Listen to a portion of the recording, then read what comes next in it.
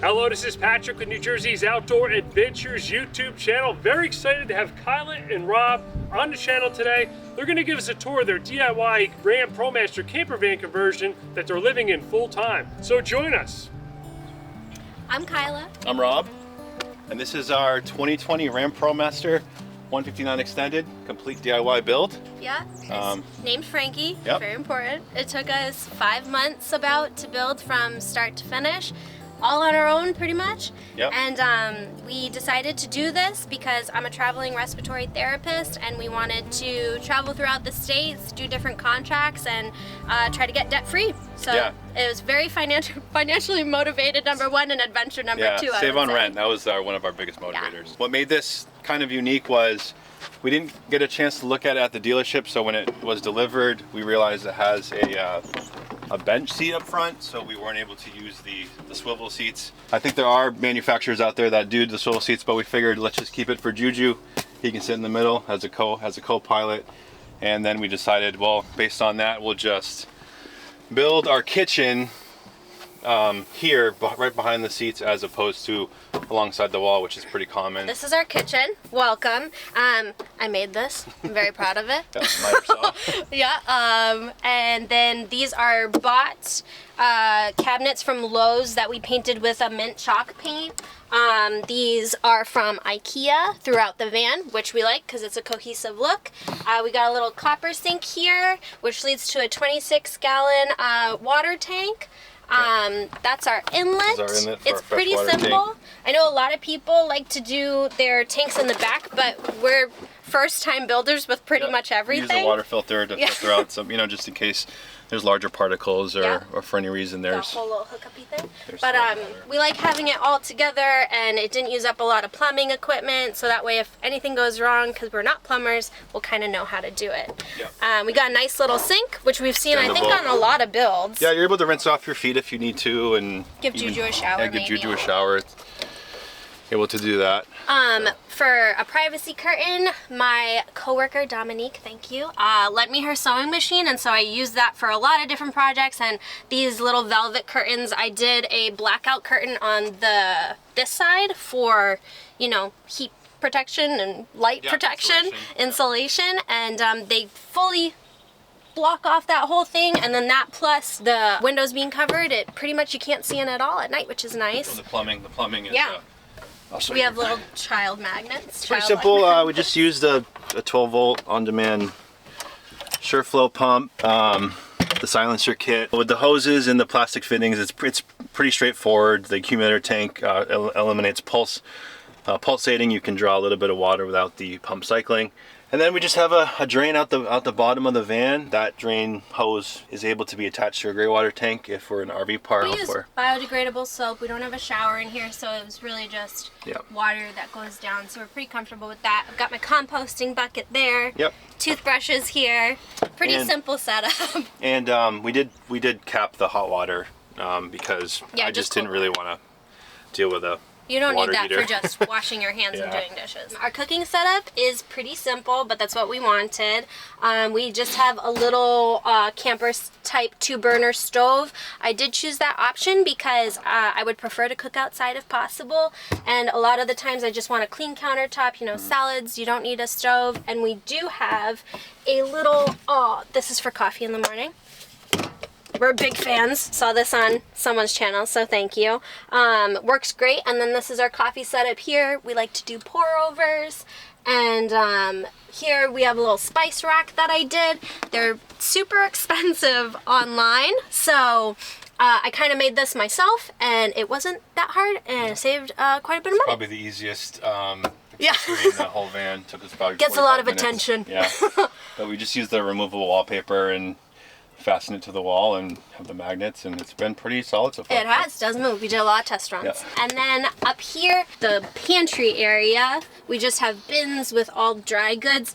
Over here we have little our base cabinets, child locks. Yeah, we just have silverware. I made these with extra cork. They're little silverware holders and little napkins, a couple more spices. This is all of our cups and things, early morning coffee stuff. And Juju's food, more food in there. And then down here, kept a really simple setup for cooking. I have 3 pans. I have a Dutch oven, a large cast iron, and a small egg pan. So if you look up, you see our ceiling. It's just tongue and groove cedar. The Promaster, this is the high roof, so I do fit in here pretty well. I'm 6'3". How tall are you? Yeah, my hat and my shoes kind of limit me, but without the hat or shoes, I'm pretty comfortable. I don't have to hunch over. We use the tongue and groove cedar. The walls, I noticed that a lot of builders will frame out their walls and cover these ribs in metal, metal ribs. And that's great. It looks really nice. It's seamless. It's very quick. It's very quick. Very yeah, quick. And it's got a nice flow to it. But we figure let's save space. I found the idea on Promaster forum. People use fabric, so I just use closed cell foam, auto fabric. 3M90 is a game changer. Such a great adhesive. We use that, and then we just use some 1/4 inch Sluan. Scribing this, filling these gaps, making it look cohesive was a challenge. One of the hardest parts of the build was these walls. Yep, scribing around the metal ribs was really challenging. Individual panels, really. So then we just used the tongue and groove to kind of break that up and cover some of our really ugly seams, which there were a lot of really ugly seams. Over here too was such a challenge. I stared at this for months and then finally figured, let's just cover it with auto fabric. Got our switches here, got these on dimmers. As you can see, yep, so we got dimmers going on, and it's a very, simple, easy to use interface. Our max fans, we've got 2 max fans. It's a pretty long cargo area, so we figure with the max air fans, you can pull air in or push it out. So this way we can kind of create a circulating airflow. It's nice to have over the kitchen. You can pull over. One thing we didn't know about these max air fans is we didn't get the ones with the rain covers. Yeah. And that is maybe something that we would have gotten if we had done more research and known about it, because this is just a metal box, and in the summertime when it's hot and rainy, it gets a little much. So having the rain covers, I think, would have been nice, yeah. Worth it. But we do have just like a little DC charged fan that's pretty effective, and we use that if we have to have those closed because airflow is important. Yep. So here I got a bench seat that doubles as our Dometic 75 liter. It's the biggest. Yeah, one of the largest dual zone 12 volt powered cooler. It functions really well, and like I said, doubles as a bench seat. Our table. And then on the other side, we have a bench seat that underneath holds our houses. I'll show you. Houses and this, we should talk about this. Yeah, the design was, our least it was a little challenging to make, but it functions really well. Hard to do. I couldn't move the box over, but then you start to come into the kitchen area and start to limit space, so I had to build it over here, up off the lid, and then move it. It's a little bulky, but it functions well, and it's very sturdy. We're getting better at it. I didn't really want to have to wheel the toilet around. You have excess hose, excess wiring. Let's just keep it stationary. Plus, it's nice to have it enclosed, just like from a sanitary standpoint. If it was going to roll out, it would have rolled straight into the kitchen. Yeah. Which is a little, so not ideal. It's stationary. There's plenty of space inside for cleaning supplies, toilet paper, and again, it functions well. Maybe down the road we'll figure out a little more convenient design, but for now it works. So. Yeah, I like it. I'm getting used to it. And then this is our table that Rob made. It's just plywood. It's half-inch maple plywood. So beautiful. I actually really love it. I'm very happy with it. And we just carved out rounded edges so that we're never bumping our bodies on it, which is nice because there's enough sharp edges in a van as it is. And we did go with the Lagoon, which is worth it and does live up to the hype, because I was kind of skeptical and I was like, is it really worth it? It definitely is. You should get it because of all the crazy swivels. Yep. On the floor we used marine vinyl woven fabric. It has a felt backing, so all you have to do is use carpet adhesive. It's really solid. It was one of the simpler things to put in. Yeah. You can scribe it, cut easily. I think we can really recommend it. Yeah, it's durable. It's really durable and Very cleans up really happy nice. Some of the fabric, there are adhesive and gummy. Anything that's gummy or has an adhesive property will kind of get stuck in the fibers. We have a little scrubby brush though, and well. I do think that it is gives it a homier feel. Yeah. Like it's very warm. Yep. Our cabinets, we didn't do two-sided cabinets because we wanted some headroom on our bed, and just because of my height, we just figure let's consolidate. Let's try to fit everything we have into these cabinets. But I did try to go deep with the design, and You know, the product, we try to keep it minimal as possible so that we have extra space. Toiletries, Kyla's clothes, my clothes are over there. The hinges are, the struts are great because they keep it propped up. We really liked how this came out aesthetic-wise. We did a full board, a full plywood board, and we painted that pottery wheel, which also matches the walls. And then we did cane webbing over it, and then the mint that also matches the kitchen, and those same little IKEA poles, which is nice because they're soft. You're never gonna like hit your head on them again. So we really love how this came out, and storage-wise, it does fit everything. I do have a lot of my clothes in all of these pillows, so all my sweaters, all of that stuff. It's pretty great. I'm pretty much have it down of where everything is. Yeah, it's just awesome. You know, sometimes I'm shuffling. Where's my jacket? But it's definitely worth it, and I totally recommend stealing pillows for clothes. Yep, and so we found these. They just add extra storage. They slide out. Really nice for having, like, you know, bedside, it's like a bedside table, bedside objects, your phone. It's small, your but wallet. it's a massive addition, shockingly. And so down into our bed area, we use this. Yeah, so making the flares look nice is really challenging. You could build, if your wall comes out and use the trim ring, it looks a lot cleaner, but we wanted to save space again. And so we just went with closed cell foam. This is cork fabric with some nice metallic gold inlaid in the fabric. So it's soft, it's comfortable, it looks nice. Again, 3M90 will stick anything to any substrate. So we use that, and I thought it came out pretty good. Trimming that was a challenge, but it came out, you know, yeah, we pretty used well. basically we used a wood Veneer, ironed on and with a heat gun, and that sealed it off because you have no idea how difficult it was hiding all of the seams because you're cutting different pieces. It was very, very challenging, but I'm glad with how it came out. And then when in doubt, there's always flowers to cover up mistakes. We just went with the IKEA idea. These support beams are really inexpensive. I think they're $15. The slats come with the set. We just use self-tapping screws to kind of secure the slats because they would move around a lot. Secure the stud to the body of the van with plus nuts, and then we use this. What would this be called? It's just a moisture management system. Yeah, on Amazon. Because this, even though the slat system is nice and it does kind of create airflow, it will still trap moisture between the mattress and the wooden slat. So it was. And we have it's a 6-inch memory foam. It's latex. Yeah. And then we have a 3-inch memory foam topper. I can sit up in bed very easily. It's very comfortable. Yep. We sleep great. It's sturdy. Juju sleeps with us. It was very important for us to have a queen size bed. Either we would have had to put the queen size bed in line with the cargo area, which would have taken a lot of space, but I'm a pretty big person, so I really wanted a queen size bed. So we use flares from Flare Space. It's a great product. The ProMaster it's a wide van for a cargo van, but it's still not wide enough to fit a queen size bed, so we're able to do that. I didn't even really consider doing the fold down system because I work night shift a lot of the time, so the bed would always be in place. We would lose out on that valuable garage area, so it made sense for us to have a fixed bed.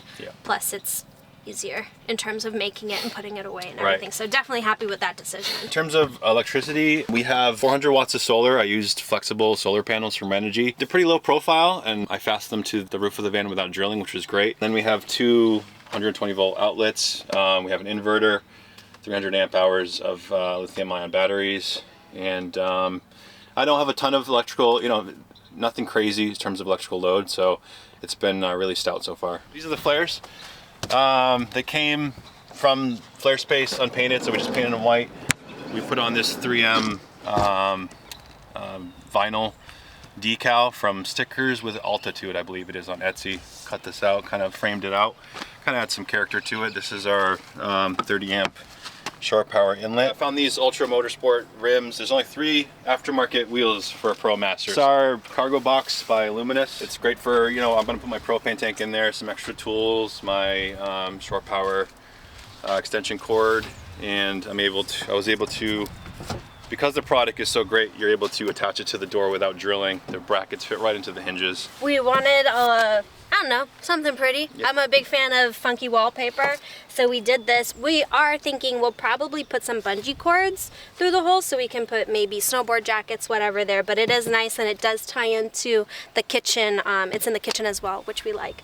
And then I made these because I had a sewing machine that I had to try, and store-bought ones are very expensive, and they work great, and I do like, I'm gonna try to not fall off of the van right now, but I do like that I can roll them up and clip them. You can make it just like with a little kit from Amazon for like $8.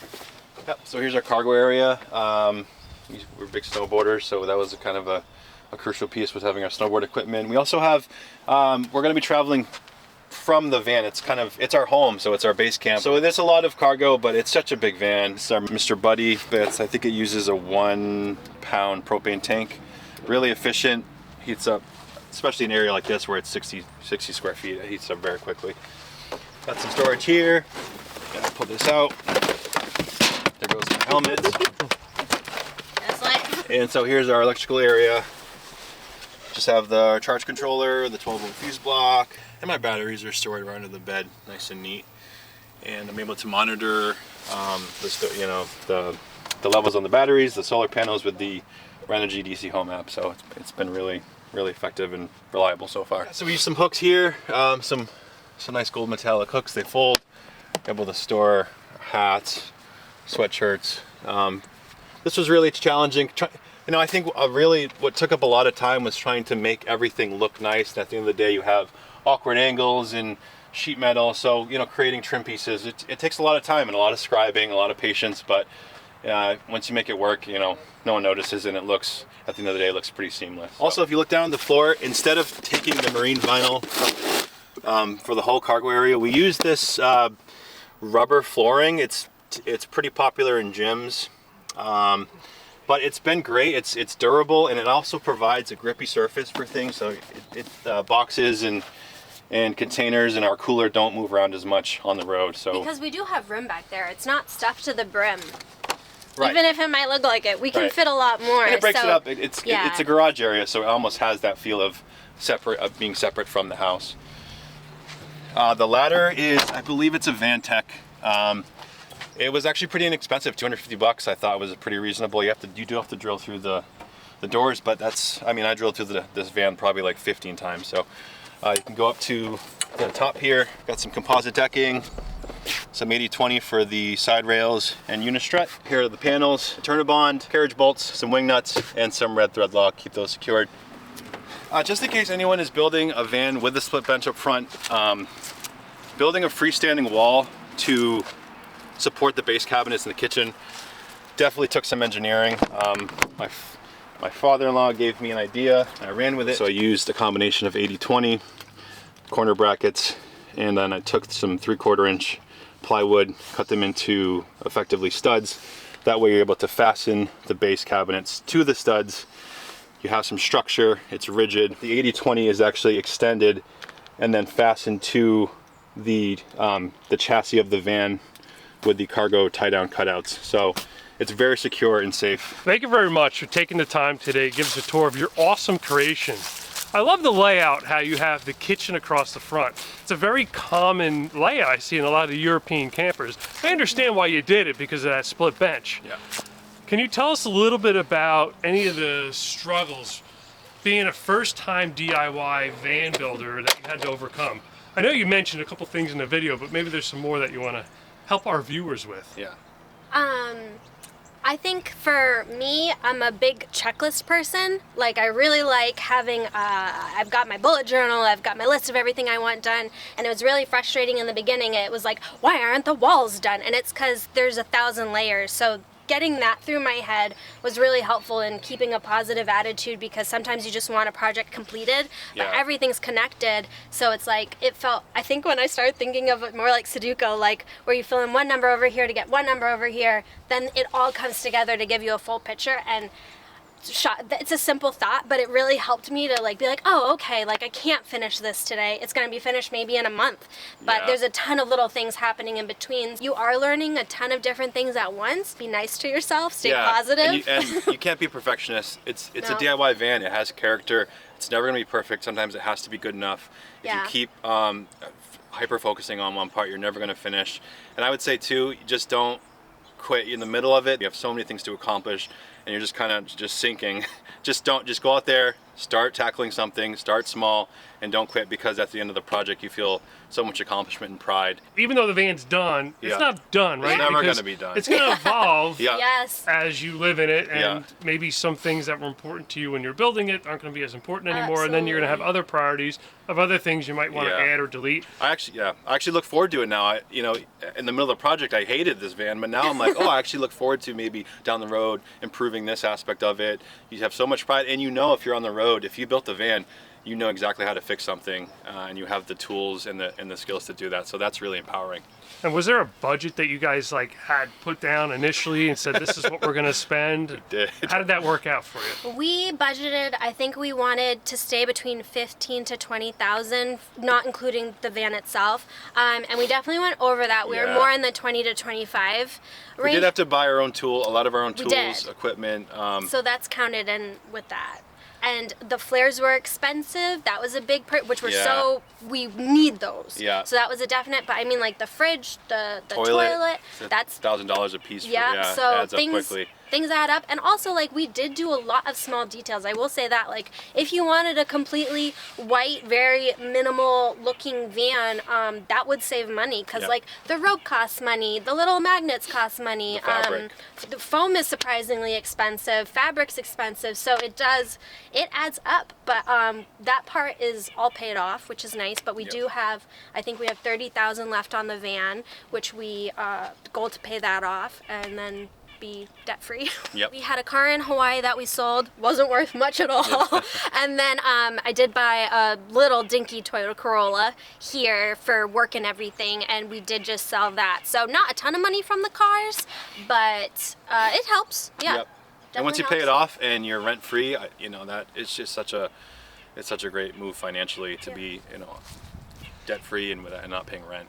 So I'm looking forward to following your journeys, and I'm sure the viewers are. You're a very lovable couple. I'm sure they're going to want to see what's up and see what's next and where you've gone, and you're going to be working full-time remotely. I guess that's Travel Respiratory Therapist. So that's different hospital contracts, which is why the van is so nice, because like I was working in Maine for a year, and now we're headed out west, hopefully Seattle, Portland area, and do some contracts there, which would be very exciting. And yeah, you can follow, it's not exclusively the van, it's Wild Juju for our dog, .co on Instagram, and it is open, so I'm sure that's where we'll be. We're gonna have pictures and we're not that good at social media, but we'll try for you guys. Well, like I said before, thank you again for taking the time to give us a tour of your awesome creation. This is Patrick with New Jersey's Outdoor Adventures YouTube channel. Thanks for joining us. Bye. Thanks.